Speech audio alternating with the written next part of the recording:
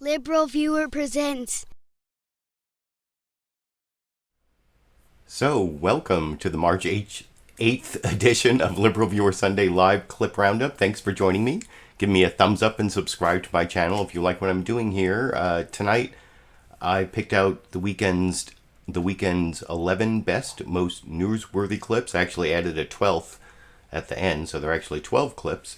One comes from the White House YouTube channel that actually I think may be the funniest clip in terms of like the jarring dissonance between what a person is saying and what we know to be reality.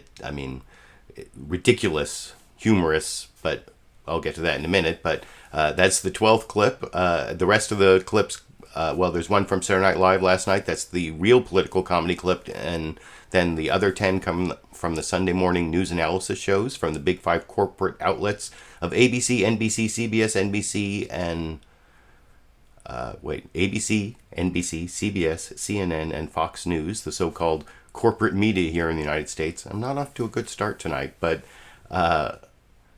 it should still be a really educational, informative, fair use media criticism and political commentary show for you all tonight.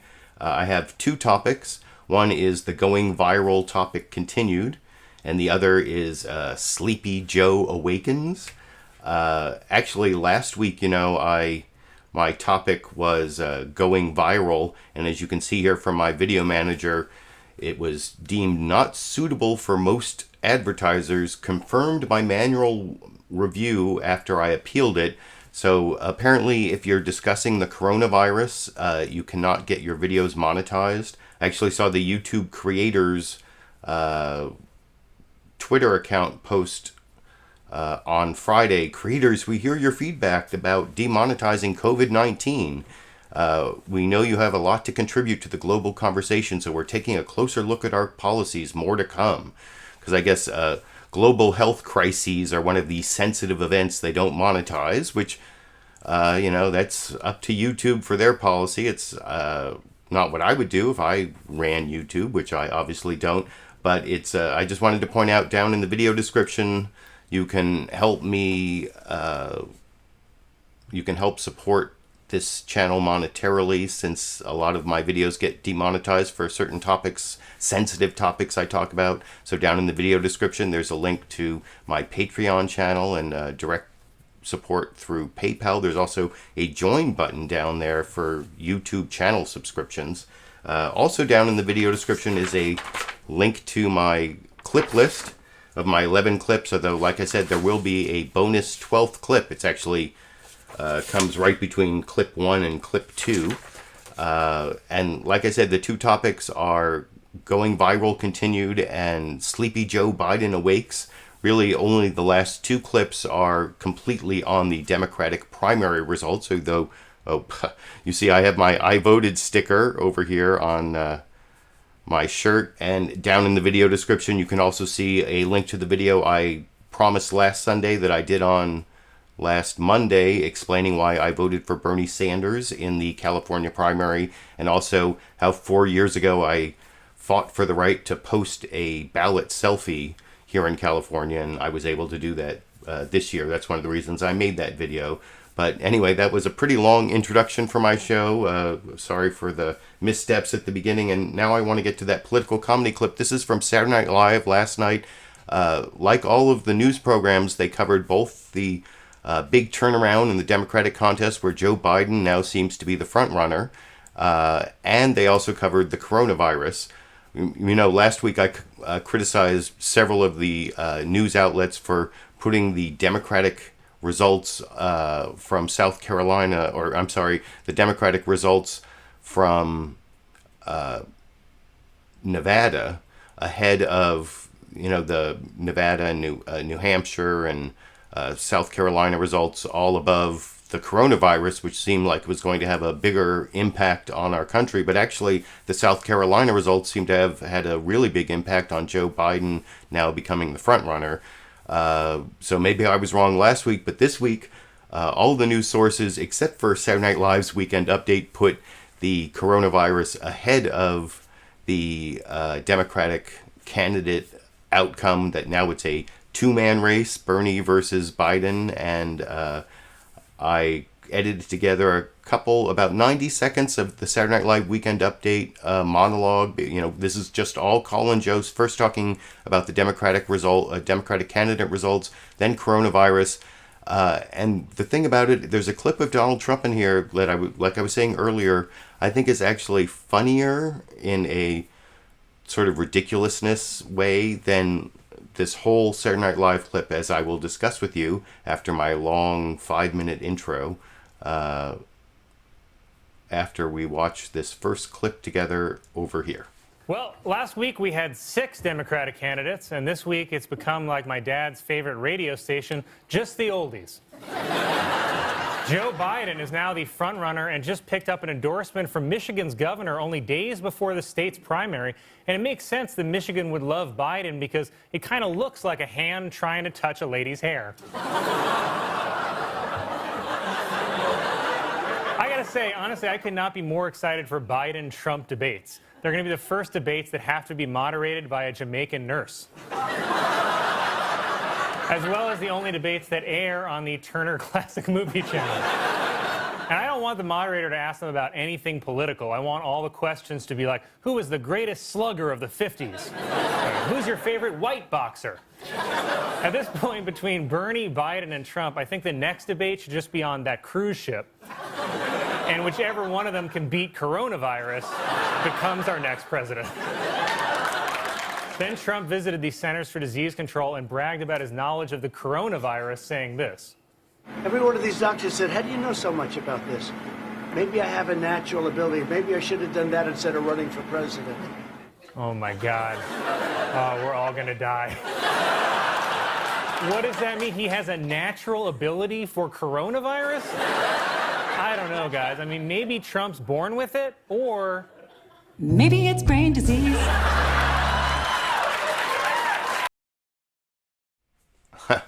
So I don't know. There were, like I said, a bunch of jokes about how the Democratic candidates are old. There was that whole joke on Joe Biden for grabbing or stroking women's hair or whatever, like the picture of Michigan. And I guess those were okay. But one of the things I noticed about that last joke about Trump's visit to the Center for Disease Control, which always makes you think about The Walking Dead, the whole CDC center in Atlanta that, well, I'm not going to go off into that tangent, but the point I'm trying to make with that last clip is they showed a brief clip of Trump talking about how he has a knack for coronavirus, and they kind of made fun of that, but it seems like their joke, the punchline, wasn't even as funny as the clip of Trump. And if I have an entire 25-second clip, a little bit longer context, and watch this whole thing and you tell me, is this funnier than what I just showed you from Saturday Night Live? Like, the full clip, the full 25-second clip of Trump is more humorous than the Saturday Night Live clip that I showed making fun of it, plus all the other jokes combined. You can let me know what you think down in the comment section after we watch that clip from the White House website over here. I like this stuff. You know, my uncle is a great person. He was at MIT. He taught at MIT for, I think, like a record number of years. He was a great super genius. Dr. John Trump. I like this stuff. I really get it. People are surprised that I understand it. Every one of these doctors said, how do you know so much about this? Maybe I have a natural ability. Maybe I should have done that instead of running for president. But you know what?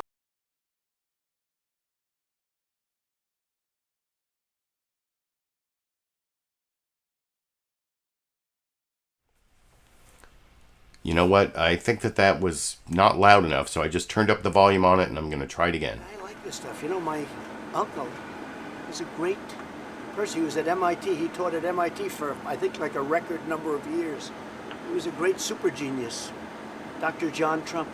I like this stuff. I really get it. People are surprised that I understand it. Every one of these doctors said, how do you know so much about this? Maybe I have a natural ability. Maybe I should have done that instead of running for president. But you know what? I know, could you hear that? But it's this thing that Trump brings up over and over again in his speeches since he's been running for president, that he knows so much about science because he has an uncle John Trump, who was a genius MIT professor, and so he has this natural ability for coronavirus. And I don't know, hopefully you could, I didn't realize the audio was so low in the White House.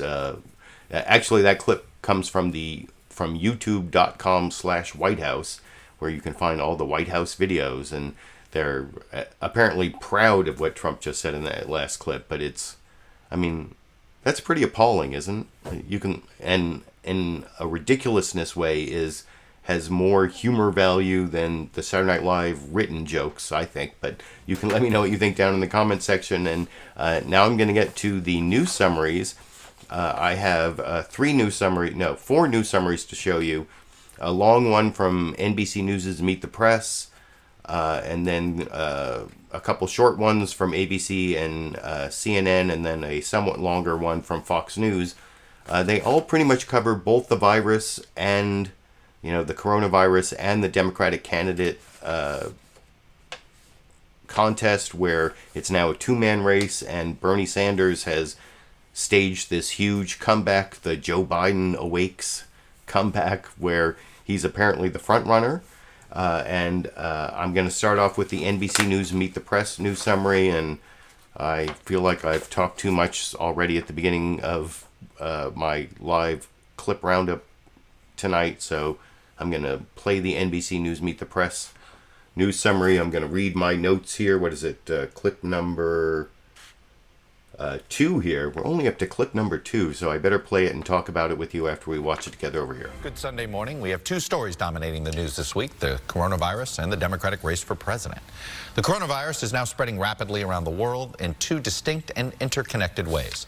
People in more than 100 countries have been infected, with more than 100,000 reported cases and over 3,000 deaths. Italy has seen the worst outbreak outside of China, and overnight the government effectively shut down the northern part of that country and extended some restrictions even further. This morning, Pope Francis streamed his traditional Sunday blessings and simply waved to the people in St. Peter's Square. If the disease is not yet a pandemic, the economic fallout is. Here at home, the Dow has lost nearly 11% in the last 2 weeks. Some airports are already largely empty. Transnational companies are training employees how to work from home. And there are growing questions about how well the federal government has managed the outbreak. At the same time, the swiftness of the change in the political landscape has amazed even the most cynical of political observers. Just over a week ago, it was hard to see how Joe Biden could win the Democratic nomination. Now it's just as hard to see how he could lose it. Biden's sweeping victories on Super Tuesday gave him a delegate lead over Bernie Sanders that no one saw coming. 4 candidates dropped out, with 3 now endorsing Biden, and the remaining contests largely tilt in Biden's favor. We're going to get to all the politics in a moment. We're going to start with the coronavirus and the growing concerns over how well the federal government is doing to confront this public health crisis. This is a time for pulling out all the stops. Around the world, landmarks are deserted, from Mecca to Iran's holiest sites, from Milan to Tokyo's Disneyland. In the U.S., events have been canceled. Austin's South by Southwest for the first time in 34 years. On Friday, the first NCAA tournament game played without fans. Professional leagues are considering whether to do the same. We play games without the fans? Yeah. No, it's impossible. I ain't playing. The COVID-19 threat is growing across the United States. More than 400 cases of the coronavirus have been confirmed in the U.S. across 32 states and D.C. At least 19 people have died. Governors are asking for more federal help. We are the tip of the spear nationally on this. This is like the flu on steroids. We definitely envision the need to have more testing capacities. On Friday, President Trump visited the CDC after signing an $8.3 billion emergency funding package. Anybody that needs a test gets a test. They're there. They have the tests. And the tests are beautiful. Vice President Pence was later forced to clarify. If you have reason to believe that you have been exposed to the coronavirus, I have every confidence that your physician would contact state health officials and have access to the state lab. An investigation published by The Atlantic on Friday found only about 1,900 people had been tested for the virus nationwide. Federal officials promised to ship 1.5 million test kits by the end of the week, but fell short of that number. Then there's the issue of testing capacity. The CDC puts out guidance. Anyone who wants a test, come and get a test. Tell your doctor you want a test. Vice President Pence says, oh, we can't do the tests. That's the disconnect. Don't tell us things that are not true. I'm not happy about the lack of the appropriate number of test kits, that's for sure. But other areas of the response, I think, are going well. President Trump also connected testing for the virus to his own impeachment. And the tests are all perfect. Like the letter was perfect. The transcription was perfect. And Mr. Trump said he'd prefer not to allow passengers on the Grand Princess cruise ship onto U.S. soil. 21 people aboard the ship, still docked off the coast of California, have tested positive for the virus out of just 46 tested. More than 3,500 people are on board. I told them to make the final decision. I would rather, because I like the numbers being where they are, I don't need to have the numbers double because of one ship. That wasn't our fault. The Grand Princess is scheduled to dock in the Port of Oakland on Monday. It's kind of like being in a little prison cell at sea. And joining me now is Dr. Anthony Fauci, Director. And I will have a clip of Dr. Anthony Fauci coming up a little bit later. But you saw in that NBC News Meet the Press clip, their news summary, that they did show a couple good clips from Trump's visit to the CDC, where there was that appalling clip near the end there where he says, you know, I don't want these cruise ship passengers to come to the United States because it's going to double our numbers and it's going to make me look bad, even though that is what protects the health of the passengers. And you also saw some of the controversy over the number of the tests that we're able to do. We're like way behind how South Korea reacted. There was a clip I ended up not taking where I think it was something like they had 60,000 people tested within the first week after they found community transmission of the virus in South Korea. And now they're testing like 10,000 people a day. Or maybe I have it backwards. Maybe it's no. I think I have those stats right on South Korea, and we've basically tested like 2,000 or 3,000 people, and it's like 10 days after that first community transmission here in the Sacramento area where I am. Remember last week I started off the show kind of as a joke wearing this mask that I actually use when I vacuum the carpet to clean up the urine from. That's right, Sandy. I'm talking about you and your urine. Sandy's over there. Sandy and Dash pee on my carpet, and that's why I bought a whole bunch of masks a while ago. And now they're very, very valuable. But no, they don't really protect you against the coronavirus. They might protect other people if you have the coronavirus and you put that mask on. But you need one of those N95 masks that has to be personally fitted, and that's not what I have. Anyway, I'm going off on a big tangent, but I did like I said, the clips from NBC News Meet the Press from the CDC visit that showed how ridiculous Trump is being in terms of being a leader in this time of crisis. We can't believe what he says, and he just makes it more and more clear every day. And you saw Meet the Press covered both the coronavirus in crisis in detail and a little bit about Joe Biden and Bernie Sanders and what happened this last week. I'm now going to contrast that to a much shorter news summary from ABC. This is less than a minute. ABC News is This Week with George Stephanopoulos.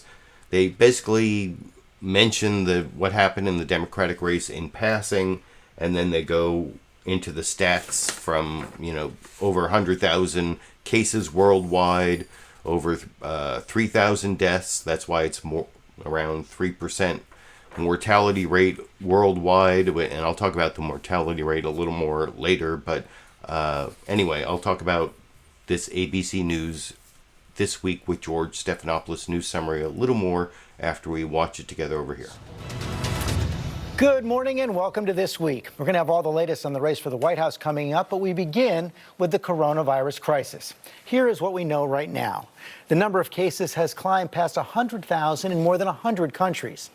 Italy announced overnight that the northern region of that country is now on lockdown, affecting a quarter of the population in the heart of its economy. Here at home, the virus is spreading coast to coast. Cases in more than 30 states, at least 9 governors have declared states of emergency. More than 400 confirmed cases in the U.S., at least 19 deaths. And the economic impact spreading beyond Wall Street with more events canceled, schools closing, travel restricted, and major companies urging employees to work from home. So we begin this morning with Dr. Ben Carson, HUD Secretary and a member of President Trump's coronavirus task force. And I'm going to have a pretty ridiculous clip from Dr. Ben Carson, the Secretary of Housing and Urban Development, who's apparently a brilliant brain surgeon, but not really a brilliant government official, as you'll see when we get to that clip. That's clip number 7, but I'm next going to show you clip number 4, which is the CNN State of the Union news summary. It's pretty brief. It's about 80 seconds long. And Jake Tapper starts off, as always, telling us what's the State of the Union this week. And it's watching the numbers climb, which in some ways is a burn on President Trump, because as you saw in the NBC News Meet the Press news summary, when he went to the CDC, he said, I don't want to bring those cruise ship passengers to the United States because it's going to double my numbers and it's going to make me look bad, even though it's not my fault. That's sort of a paraphrase of what he said, but that's pretty much what he said. And so Jake Tapper, and I'm going to show you a clip a little bit later, clip number 6, where Jake Tapper asks the U.S. Surgeon General, Dr. Jerome Adams, about that specific Trump clip about keeping the numbers low and not bringing the cruise passengers back. But that's actually not in this clip, but this is Jake Tapper framing that issue by saying the state of our union is watching the numbers climb, even though Donald Trump wants to keep his numbers low so he doesn't look bad. And I'll talk about that a little more with you after we watch that clip together over here. Hello, I'm Jake Tapper in Washington, where the state of our union is watching the numbers climb. 19 people have died from the coronavirus in the U.S. and more than 450 in more than 30 states, and now Washington, D.C. have been diagnosed with coronavirus. Those numbers are expected to rise as the government rushes more test kits to labs across the country. Amid persistent questions about how the Trump administration is handling this crisis, the Centers for Disease Control and Prevention is now advising older Americans and those with severe chronic health conditions to stay home as much as possible, while schools, sports teams, and the travel industry prepare for major disruptions caused by the spread of the virus. Overseas, Italy is addressing a rise in their cases by putting part of their country on lockdown, barring almost 16 million people from all public events, including weddings and mass. For more on how America is handling the outbreak, I will speak with America's top doctor, U.S. Surgeon General Jerome Adams, ahead. But let's begin with the 2020 Democratic primaries. Another big test Tuesday night. 6 states set to vote on what has become a 2-man race between former Vice President Joe Biden and Vermont Senator Bernie Sanders, who is looking to repeat his big upset win in Michigan in 2016 to slow Biden's momentum this time. Joining me now from Grand Rapids, Michigan, is Senator Bernie Sanders. Senator, thanks so much for... And I do have 2 Bernie Sanders clips at the end, one from Fox News and one from ABC, not from Jake Tapper's interview. But Bernie Sanders was very present on the Sunday morning news shows, unlike Joe Biden, who did a bunch last week, but now they're, I guess, now that he's the front runner, they're not going to do a lot of interviews. They're not going to do, I don't know. We have to wait till March 15th for which is next Sunday, for the Biden versus Bernie debate on CNN. I think that's going to happen after my Sunday Live clip roundup next Sunday. I don't know exactly how that's going to work out, but I'm probably going to try to do my show before the debate. But anyway, you saw Jake Tapper there cover mostly the coronavirus with a little bit on the Democratic contest at the end. The last news summary here is from Fox News Sunday. Chris Wallace starts off, they don't talk about the worldwide coronavirus. I think they talk about the U.S. numbers maybe to make it seem a little less worrisome. And then you'll see Chris Wallace he talks briefly about the Democratic candidate contest for president, and then puts it over to Kevin Corke, who does this news summary that is, I don't know, there's sort of like some soft, very soft references to criticism of the Trump administration response to the coronavirus, questions raised. That's about as strong as it gets. There have been questions raised, but they don't talk about all the misinformation that's come from Trump. You don't see clips, the ridiculous clips from his visit to the CDC, or, I mean, you'll see some vague references to problems with the Trump administration response, but that's about all. And of course, the most biased of the news summaries from Fox News Sunday, which I will talk about with you a little more after we watch it together over here. And hello again from Fox News in Washington. We're following two big stories today. First, the continuing spread of the coronavirus. The U.S. now has more than 400 confirmed cases, 19 deaths, and 6 states declaring emergencies. Meanwhile, the Democratic race is now down to Bernie Sanders and Joe Biden, and we're just 2 days away from another round of primaries. 6 states, including Michigan, the first big Rust Belt state to vote. In a moment, we'll speak with Senator Sanders as he prepares to go head-to-head against Biden for the first time. But first, let's bring in Kevin Corke, reporting from the president's retreat at Mar-a-Lago with the latest on the coronavirus. Kevin. Chris, overnight we learned that a Marine who recently returned from overseas, this Marine is now in Virginia, has tested positive for the virus. He's actually being treated at a hospital there. Just the latest example of the continuing spread of the disease both here at home and abroad. From the White House to the Centers for Disease Control in Atlanta, an all-hands response by the Trump administration meant to reassure Americans that its strategy to contain the coronavirus is working. We're the only country in that sense that's proactive. We're totally proactive, and we're totally equipped to handle it. Thank you very much, everybody. But the White House's preparedness is being both tested and questioned. Critics argue that the administration hasn't adequately produced testing material to detect the true scope of the virus, which has now spread to dozens of states and the District of Columbia, causing events like the annual South by Southwest gathering in Texas to be canceled and California officials to delay docking privileges for the virus-affected Grand Princess cruise ship. Globally, the outbreak has sent shockwaves. From China, where a hospital meant to house the infirmed collapsed yesterday, to Italy, where 16 million people have now been placed under quarantine.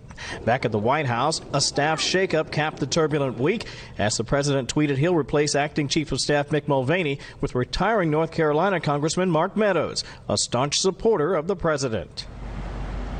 On Capitol Hill tomorrow, the House is set to set up a special center to prepare infrastructure for possible telework as Capitol Hill becomes the latest front in the fight. Chris? Kevin Corke reporting from Mar-a-Lago. Kevin, thanks. We'll have more. So, am I right about the Fox News Sunday news summary that it has the least reference to all the bad things that Trump is doing in managing the coronavirus crisis? There are some like really soft, brief references to questions and criticisms, but not really much. And, you know, Chris Wallace did do an okay job of pointing out some of those problems when he questioned Anthony Fauci, and I didn't take any clips from Fox News Sunday on that. I do have one clip from Fox News Sunday a little later. Clip number 10 is one of the 2 Bernie Sanders clips coming up. I saw someone in the live comments, actually one of the Super Chat contributors, asking me about, who's it, Thomas DeSantiago, asking me about Biden's cognitive decline, and hopefully when I get to those last 2 clips, including that Fox News Sunday clip, I will remember to talk about Bernie versus Biden. And I was just talking earlier about how Biden didn't appear on any of the Sunday shows, and they're kind of hiding him, and there's not another debate till March 15th, so I already kind of referenced that, but I'll try to remember to talk about that when I get to the last 2 clips at the end about Sleepy Joe Awakens, and any cognitive decline isn't as bad as what we see from Donald Trump, including at his his visit to the CDC, getting back to the coronavirus topic. And you notice they didn't really reference that in the Fox News Sunday news summary. But this next clip number 6, is Jake Tapper cross-examining the U.S. Surgeon General, the only member of the Trump administration to come to a couple of the shows. And I think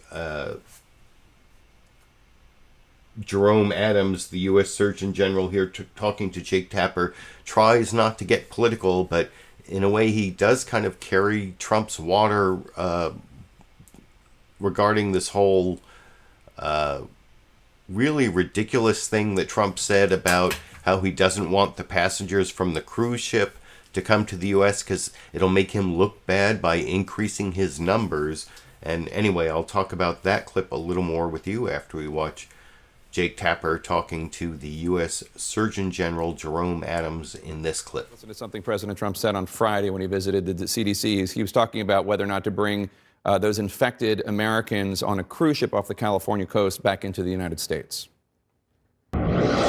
They would like to have the people come off. I'd rather have the people stay, but I'd go with them. I told them to make the final decision. I would rather, because I like the numbers being where they are. I don't need to have the numbers double because of one ship. That wasn't our fault. I mean, that was a shocking comment. I think a lot of health experts were stunned.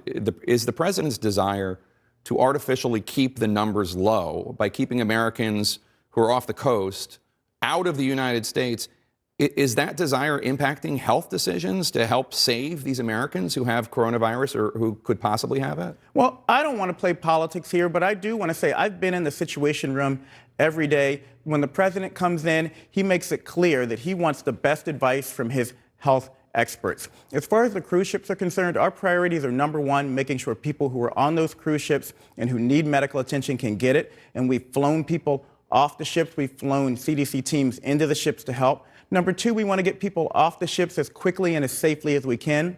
And number three, we want to protect our communities. And that's a delicate balance that requires the cooperation of many different partners, Department of Defense, Coast Guard, and others. But again, we want to make sure we're taking care of those people on the ship in a way that protects them, but also protects communities. I understand you don't want to get into politics, but can you assure the American people that decisions are not being made just because the president wants to keep the numbers low as opposed to helping Americans? I mean, that's what he said directly. He doesn't want to bring them in because the number will double. That's not a medical decision. That's a public relations decision. Well, what I can say to you is based on my experience being on the task force for about a week and a half and being in that Situation Room every day, that the medical input is taken. Tony Fauci, Ambassador Birx, Bob Kadlec, myself, Ben Carson, you have multiple doctors in the room, and our voices are in no way, shape, or form suppressed. As a matter of fact, the vice president usually starts and ends by saying, doctors, is there anything that I need to hear that I'm not hearing? Can you tell us how many people have been tested in the United States? The numbers are and I'll get more to the numbers of tests when I get to the Anthony Fauci clip in a little bit. But you saw how the U.S. Surgeon General there pretty much avoided, said, I don't want to get involved in politics, which is sort of code for I don't want to contradict the ridiculousness of the President of the United States, Donald John Trump, who, even though he had this uncle, the MIT Professor John Trump, and that's his middle name, that doesn't make him an expert on the coronavirus. And the crassness of that isn't even the whole thing about thinking he knows more than everyone. That is his lack of empathy. That's like, or his all that really, it's malignant narcissism, to coin a psychological diagnosis. That's something that Kellyanne Conway tries to point out about Trump all the time. It's not just narcissistic personality disorder, but which is a fairly minor personality disorder that pretty much all politicians suffer from. But Trump has malignant narcissism, which includes lack of empathy and sadism and like paranoia and, well, I don't know. I might not have all those symptoms exactly right. I have to go check my DSM whatever. Not that I'm really a big believer in the DSM, and that's a whole other topic I don't want to get into. But speaking of doctors who don't have a lot of credibility, the next clip I want to show you is Dr. Ben Carson, and I think I mentioned earlier this is one of the most ridiculous answers from anyone from the Trump administration. This is George Stephanopoulos asking Dr. Ben Carson, he's actually the Secretary of Housing and Urban Development, but since he's a doctor, I guess they put him out there as a representative of the administration, which George Stephanopoulos points out at the end of this clip. But if you watch this clip carefully, you'll see that Ben Carson, when he's talking about the plan for these 3,500 cruise ship passengers who are docking in Oakland tomorrow, he says, well, on Friday we met and we said we'd have a plan within 72 hours. So you add 72 to Friday, that's not necessarily in time. And so George Stephanopoulos points that out, and he says, well, it'll be done in time. And then he says, well, I'm not going to tell you the plan. And then they're still making the plan. It's like so many excuses in only about a minute. I think I've over-explained the clip, but you'll see why it's so ridiculous after we watch it together over here. As you know, the Grand Princess is docking, the cruise ship is docking in Oakland tomorrow. What plan is in place to deal with the 3,500 people on board? The cruise ship personnel, and as you know, the Vice President met with the CEOs of the major cruise ship companies yesterday. And they are coming up with a plan within 72 hours of that meeting. The ship's docking tomorrow. The plan will be in place by that time, but I don't want to preview the plan right now. Shouldn't you be able to do that? I think it needs to all come from a solitary source. We shouldn't have 16 people saying what the plan is.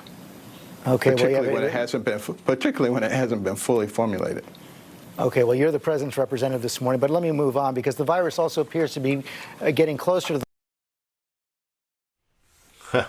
So, like I said, that was pretty ridiculous. If you pay attention to Dr. Carson's answer there, he was all over the map, conflicting answers, and by the end of the answer, there's no plan. They don't have a plan. First, we're going to have a plan. There will be a plan. I'm not going to tell you the plan because we haven't finished the plan. Anyway, the next clip I want to show you is a doctor who I think has more credibility. This is Dr. Anthony Fauci, who is the director of the National Institute of Allergy and Infectious Diseases, a very credible source. And you'll see in response to Chuck Todd's questioning on Meet the Press, he does kind of admit that there have been some problems with the testing, but things are going to get better. But I was talking about how well South Korea did in terms of testing after their first case of community transmission of the virus. Well, we are way behind, and that is pretty evident from Chuck Todd's questioning and Anthony Fauci's answer in this fairly brief clip from NBC News' Meet the Press this morning over here. All right, so the issue of testing, we've heard the president say anybody that wants a test can get a test. I understand that's not quite where we are yet. Are we still under 6,000? Are we still on only like a few thousand people have been tested? Yeah, well, what's happened now is that we really are accelerating dramatically. I mean, early on there were some missteps with regard to the test and some technical aspects to it. But right now, I believe 1.1 million tests have already been sent out. By Monday, there'll be an additional 400,000. And by the end of next week, probably around 4 million. And what does that mean? Or what about the testing capacity? Yeah, I mean, by the end of next week, what kind of data will you have that will allow you to make make some new decisions? Well, there are a couple of things about testing, Chuck, that are important that people need to understand. There's testing of an individual doctor, a physician, who wants to know if a person is infected or not. That physician has the responsibility of asking for the test and getting it. And then there's another aspect of testing where you do surveillance in the country to determine if there are under the radar screen a number of individuals. Both of those things are going to be going on now at full speed. So they promised 1.5 million tests by the end of this week. You saw that in the Meet the Press news summary earlier. They only delivered 1.1, but they're just going out. So far, there have been only 2,000 or 3,000 tests of people for the coronavirus, which means there may be many, many, many undetected tests. And one of the things I want to mention about this is if you are paying close attention to this. Now, my uncle is not a genius professor at MIT, but my father was a doctor. My brother is a professor of medicine. My wife is a healthcare worker. I spend a lot of time with people in the healthcare industry, and so I don't know if that makes me have some special ability, but I have been paying attention to what's going on with the coronavirus here in the Sacramento area, where the first community transmission case occurred. And I read the literature that shows that the cases, apparently, the coronavirus is doubling, the number of cases are doubling every 6 or 7 days, and you don't have to be a math genius to know that what an exponential curve looks like. Whoop! It wait, let me see if everything is backwards on camera. That's why I pointed over on this side when I wanted to show you I voted. But so you start over here for your exponential curve. It starts here and it goes whoop. Like if you have 2 cases and it doubles every week, like in 25 weeks or 24 weeks, you have millions of cases, like 2, 4, 8, 16, 32. That's what I'm talking about. No, wait, that's not 2, 4, 8. Yeah, that's doubling every week. Well, what is 2 to the 24th power or 2 to the 25th power? It's getting pretty bad. Use your calculator. You'll know what I'm talking about. I think that's kind of what we're in for, that that by the beginning of May or something, we're going to have million cases of coronavirus in the United States. And if there's a 1% mortality rate, that is 10,000 dead people. And for every one of the millions of people who get it, that's another 10,000 dead people, assuming a 1% mortality rate. See, I can do better math than those people on MSNBC who said that if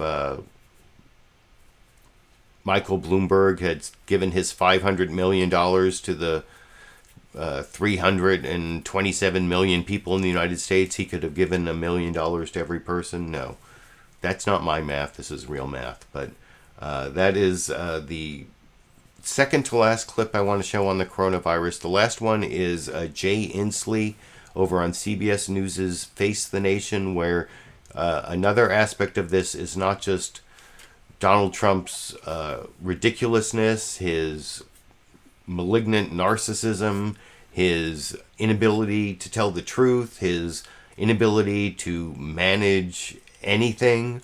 All those problems are going to create those millions of cases of coronavirus unless things go much, much better than the projections that I've been looking at would indicate. But another thing about it, I guess this may fit into the malignant narcissism, is the politicization, that Trump only wants to help his friends and wants to demonize his enemies. And you'll see Margaret Brennan asking Jay Inslee, the governor of Washington, the actual apparent real epicenter of the coronavirus outbreaks in the United States with the most deaths, the most cases, and I'll talk about that clip, the final coronavirus clip, with you tonight. after we watch it together over here. Well, that's good news. I want to ask you about the vice president's visit because he praised your action. You were very complimentary just now to him. But then the president of the United States had this to say on Friday. So I told Mike not to be complimentary of the governor because that governor is a snake, okay? Inslee. Let me just tell you, we have a lot of problems with the governor. Are politics complicating any part of this? Well, I really don't care too much what Donald Trump thinks of me, and we just kind of ignore that. It's background noise because we really need to work together, Republicans and Democrats. This is a national crisis. We are doing that effectively, as I've indicated. I've had good meetings with the agency directors. I think that the vice president has been helpful in this regard. So, look, we're focusing on people's health, not on political gamesmanship right now, and that's what we need to do. And I feel good about those efforts. All right, Governor Inslee, good luck to you. Now, that shows a danger of Donald Trump as president, but it's kind of a good transition to the presidential campaign, the Democratic candidates. Jay Inslee actually was a candidate for president, and he barely even broke any sort of media attention, any sort of polling. He had to drop out, and despite all that, that answer he gave was so much better than anything you hear from Donald Trump. It doesn't get as much news attention. It's not as confrontational, but it was the right answer in terms of he didn't rise to the bait of attacking Donald Trump. He just said, that's background noise. We have to work together to protect the health of his constituents in the state of Washington. And that's the thing, our candidates on the Democratic side who did nothing, who were unable to make any mark at all, would still be so much better as president of the United States, like Jay Inslee. All the governors who ran pretty much would have been better presidents than the current president of the United States. And so kudos to Jay Inslee for making that point just by his good behavior in contrast to the ridiculous behavior of the president of the United States.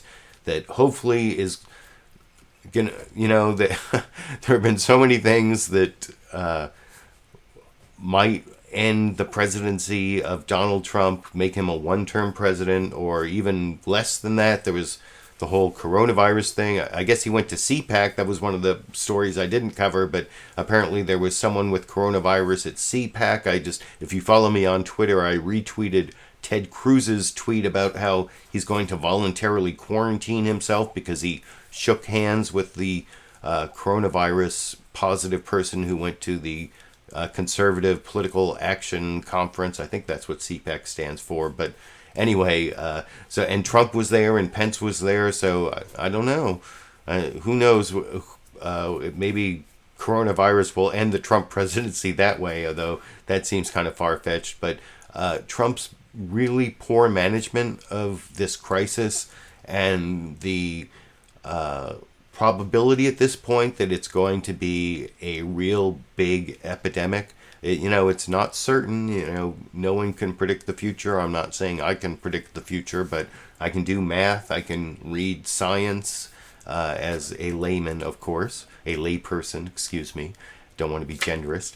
But anyway, that's the final clip in the coronavirus topic that I'm not supposed to be talking about if I want to monetize my video, maybe on YouTube, but I did it anyway. So if you like that, you can support my videos at links down in the video description that I talked about earlier. And now I want to get to the last two clips on the topic of the Democratic presidential contest. A couple weeks ago and last week I talked about how this was going to be the Sunday where all those many candidates were finally going to be whittled down to... I didn't really necessarily expect it was going to be Bernie versus Biden. I thought maybe Mike Bloomberg might still be in there. I thought almost for sure that Bernie Sanders was still going to be the front runner in delegates. I'm actually surprised by Joe Biden's big comeback and whether... at this point, he's definitely the front runner. There's still a path for Bernie Sanders to do well on Tuesday in Michigan and then do well on the debate next Sunday, March 15th, if, as my one Super Chat contributor asked me to mention Joe Biden's cognitive decline. Thomas de Santiago asked me to mention Joe's cognitive decline. Well, I don't know. I mean, Joe Biden has made gaffes his entire career. Even back in 2008, I made a video about how he avoided making a gaffe in the Democratic debates, and I actually kind of liked Joe Biden back when he was running in 1988, although back in 1988, believe it or not, I was vice president of Yale Students for Heart at the beginning of that campaign. I was at Yale back then, an undergraduate studying history. And then I think by the time the California primary came around and Gary Hart was out of the campaign for reasons that are too sad to go into at this point, I think I actually voted for Jesse Jackson.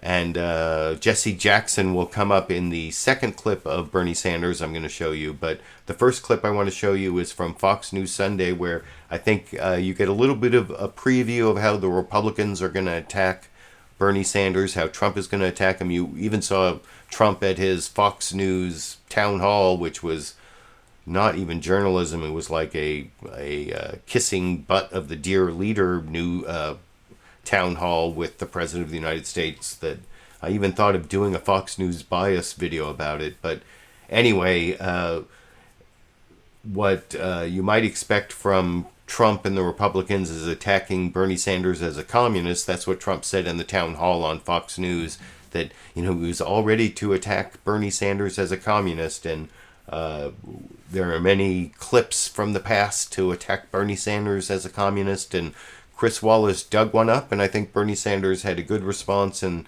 the first of my 2 Bernie Sanders clips for my Sleepy Joe Awakens topic over here. But as you know, Joe Biden now has a majority of the popular vote as well from all the states that voted. He won 10 states on Tuesday. It wasn't just the establishment, it was the voters as well. And now he's got a new endorsement just this morning. Oh, sorry, that was the last clip. This is the Fox News clip.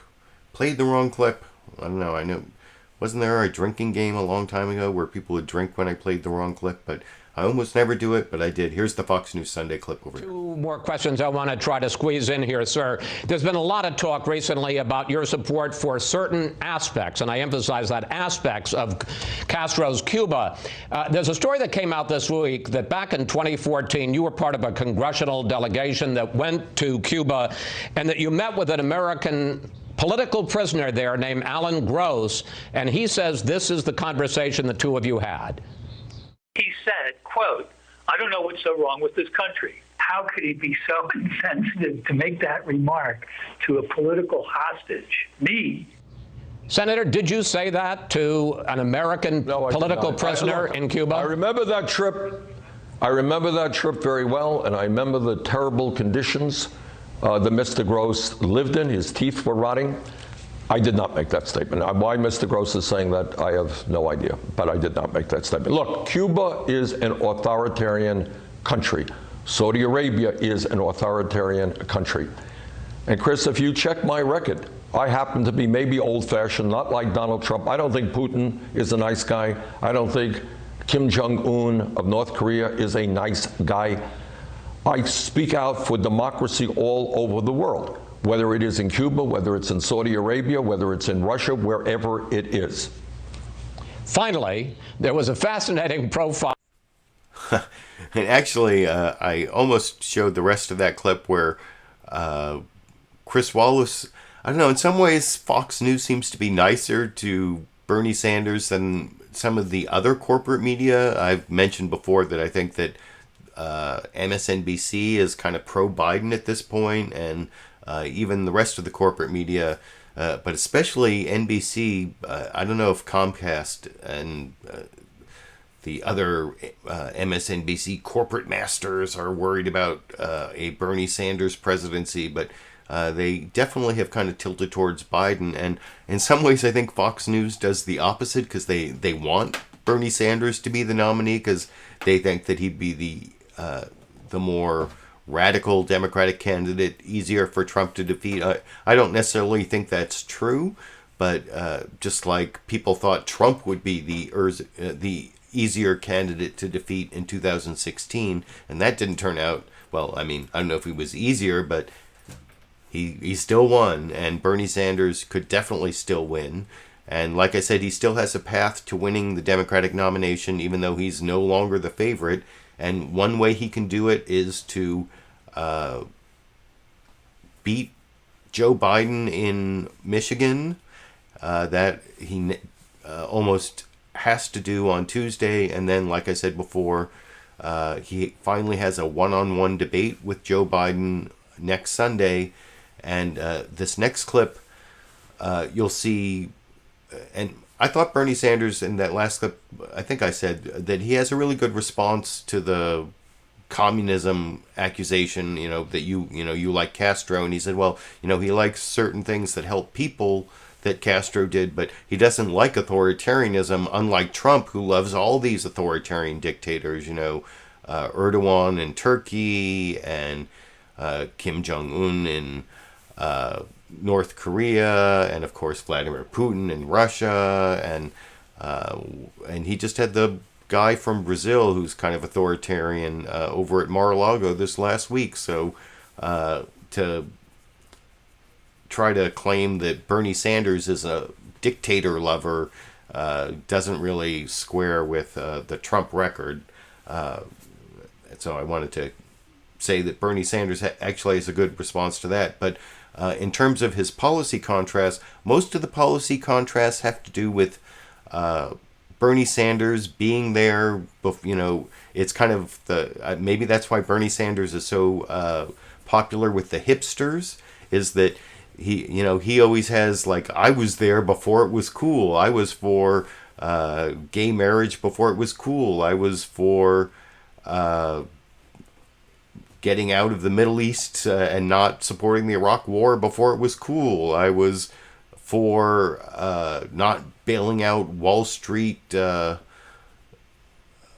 Wall Street people who got us into the 2008 Great Recession, instead of the regular working people before it was cool, or whatever. I guess that last one didn't work so well, but you'll see that George Stephanopoulos first asks him about Kamala Harris's endorsement, and he mentions Jesse Jackson running in '88, who I actually voted for in '88 in the California primary, and getting his endorsement. But then he does many contrasts with Joe Biden, not so much on, nobody. Oh, and also Joe Biden wasn't as pro-choice in the past as he is now. And the thing is that no one thinks that Joe Biden isn't pro-choice now. Or that he's not pro-marriage equality now. And that's what George Stephanopoulos' follow-up question is, that I don't think was so great. But the thing is, are you a leader? Were you there before it was cool, like I said? Or did you come to it as it got more popular? And that is the distinction I think Bernie Sanders is drawing. And this is a little over 6 minutes. This is an extended Bernie Sanders clip. That's why I wanted to give a little bit of an extended framing of it with my commentary and criticism before I get to the final Dash and Sandy clip and finish the show tonight. And I'll talk about this clip a little more with you after we watch it together over here. But as you know, Joe Biden now has a majority of the popular vote as well from all the states that voted. He won 10 states on Tuesday. It wasn't just the establishment, it was the voters as well. And now he's got a new endorsement just this morning. Here was Kamala Harris. One of the things that we need right now is we need a leader who really does care about the people and who can therefore unify the people. And I believe Joe can do that. He is a public servant who has always worked for the best of who we are as a nation, and we need that right now. There is so much at stake in this election, guys. She is now the 9th former candidate to endorse Joe Biden, so it goes beyond the establishment. And as she made the point there that it's Joe Biden who is unifying the Democratic Party. Yeah, well, let me just say this. Later on today, we're going to have the support, I believe, here in Grand Rapids of Jesse Jackson. And as I think you well know, you know Jesse. Jesse has been one of the great civil rights leaders in the modern history of this country. He changed American politics with the concept of the Rainbow Coalition, bringing blacks and whites and Latinos together in '84. in '88. He has been a leader in helping to transform this country, an aide to Dr. Martin Luther King Jr. So we're proud. Look, we have the support of virtually every major grassroots organization representing millions of workers, black and brown and white. We have the support of a number of major unions in this country. This is no secret, George. You know politics. We're not going to get the support of most elected leaders, not most governors, not most senators. But we are winning the support of grassroots America because we have an agenda that speaks to working people. Our agenda says that health care is a human right. Our agenda is very different, and our record is very different than Joe Biden's. Joe Biden voted for the war in Iraq. I helped lead the opposition. Here in Michigan right now, the trade agreements like NAFTA and PNTR with China were disastrous. Cost 160,000 jobs here in Michigan because American workers were forced to compete against desperate people in Mexico and China. Cost over 4 million jobs nationally. I led the effort against those disastrous trade agreements, worked with the unions. Joe voted for those trade agreements. Joe has been in the past on the floor of the Senate talking about the need to cut Social Security, Medicare, Veterans Program as part of a so-called balanced budget effort. I strongly oppose that. I believe we have to expand Social Security. Joe is now getting his funding from at least 60 billionaires, not to mention a super PAC. We get our funding from the grassroots and working families, averaging $18.50. People understand the difference. We are in a crisis in America, not only in the need to defeat Donald Trump, the most dangerous president in modern American history, but to take on the greed and corruption of the corporate elite. That is what our campaign is about. It's very different than Joe's. You outspent him on Super Tuesday. But let me pick up on one of the points you were making. You talked about Social Security. As you know, Vice President Biden has also said he wants to expand Social Security benefits, and the president has actually picked up on your attacks. Here was a tweet he sent out this week. He said, "I will protect your Social Security and Medicare just as I have for the past 3 years. Sleepy Joe Biden will destroy both in very short order, and he won't even know he's doing it." As I said, Vice President Biden said he's going to expand Social Security benefits. You don't take him at his word? Okay. No, I do. Look, no, Joe is a friend of mine. And by the way, you know, I have said that if Joe wins, I'll be there for him to defeat Trump. He has said he'll be there for me to defeat Trump. We're agreed on that. But I think in the course of a political career, members of the Senate, members of the House have to cast difficult votes. I cast a vote against the so-called Defense of Marriage Act, which was a homophobic act brought by the right wing. Back then, it was not an easy vote. Joe voted for it. I voted consistently against the Hyde Amendment, which denies women in this country the ability to control their own bodies in terms of abortion. Joe voted for it. So what I'm saying here is that people want somebody who has a history of standing up and making the tough decisions in tough times. The war in Iraq, it was not so easy. I know you brought up the war in Iraq. Do you really believe there's any difference between you and Joe Biden right now on gay rights or abortion rights going forward? Yeah, I think I have. Well, look, I mean, if you judge somebody by their records, I have been there. I have a 100% pro-choice voting record. I was there when the going was tough. Joe was not. In terms of gay rights, in terms of, you know, as I mentioned, the so-called Defense of Marriage Act, it was not an easy vote, as you will recall. And when I cast and said, no, you know, marriage is not just between a man and a woman. People have the right to marry whoever they want, regardless of their gender. That was a tough vote in Vermont. In terms of whether or not gays have the right, had the right to be in the military. This don't ask, don't tell, but I was on the right side of that issue. Joe was not. So all that I'm saying here, and I like Joe, I really do, is that people have a right to know who is going to be there when the going gets tough. Voting against the Wall Street bailout. You know, I voted against that. Joe voted for it. There are real differences. It was also backed by President Obama, Nancy Pelosi, Ted Kennedy, your own senior senator from Vermont, Pat Leahy. That's right. That's right. They're all wrong? That's right.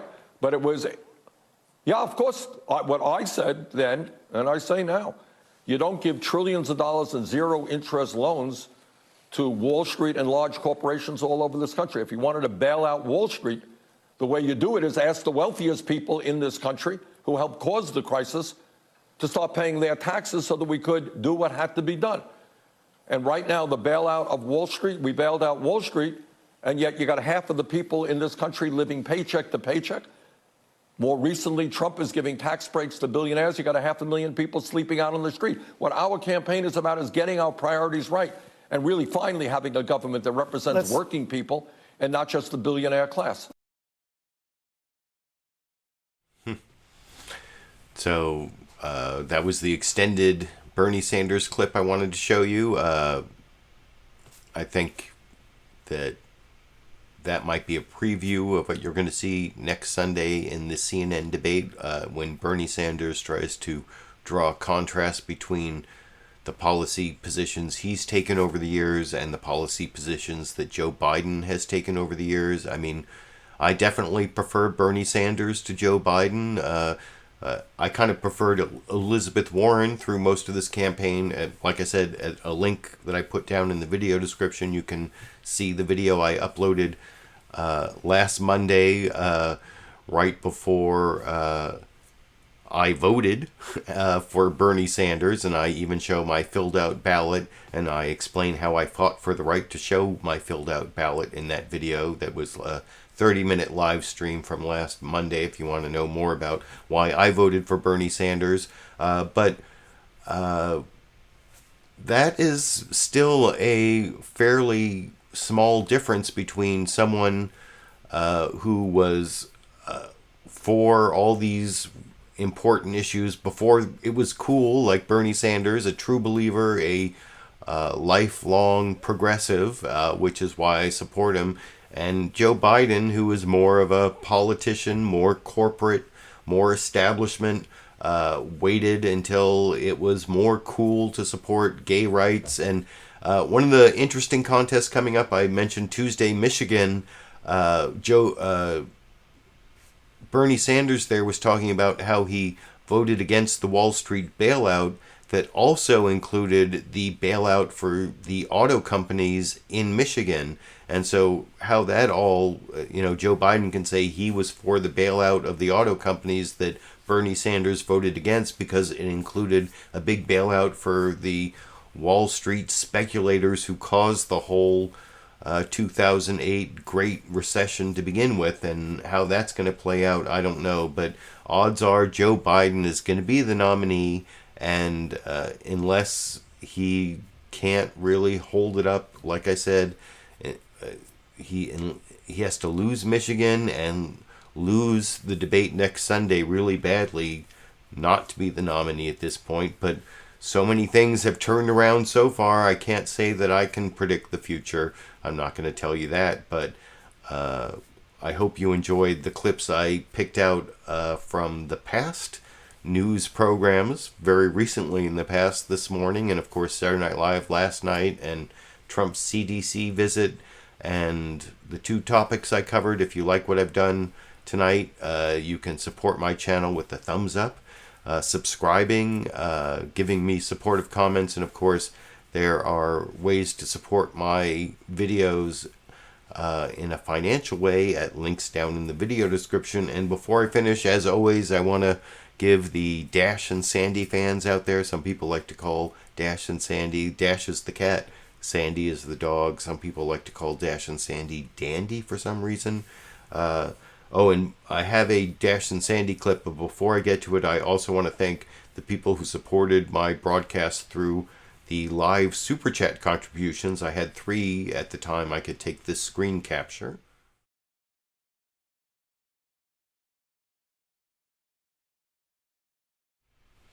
So thanks Exodus, Tomas, and Lulu Girl for those Super Chat contributions. And before I finish the show, I want to give you a Dash and Sandy Dandy clip. I caught Dash and Sandy. I actually went and I refilled Sandy the dog, her water bowl.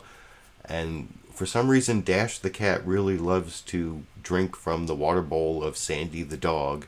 And they get along so well that the cat is not scared of the dog at all. And you'll see that I refill the water bowl, the cat goes to drink, and then Sandy comes in and eats. You'll see it all in the final non-news clip for tonight over here.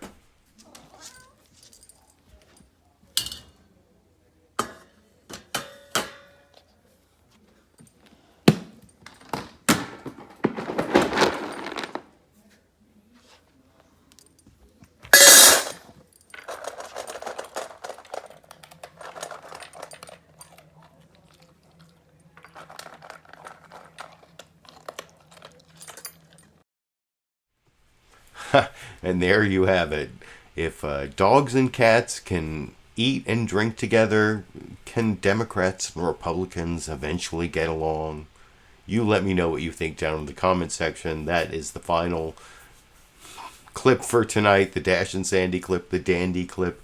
And I hope you appreciate all the work I spent, like 8 hours watching the shows and capturing the clips and doing the live stream. If you appreciate what I've done, I've told you all the ways you can support me intellectually and financially, and I will be back next week and every week, at least for the rest of 2020.